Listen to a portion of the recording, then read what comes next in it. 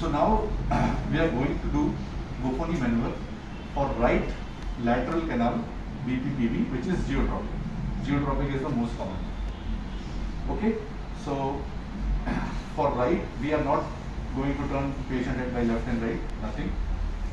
So if right sided canal is involved, we will make the patient lie down on the left side. It should be very fast, but you should also control the head and support the head also. Then in the last thing, you have to move the patient's head downwards and then wait for at least 2 minutes.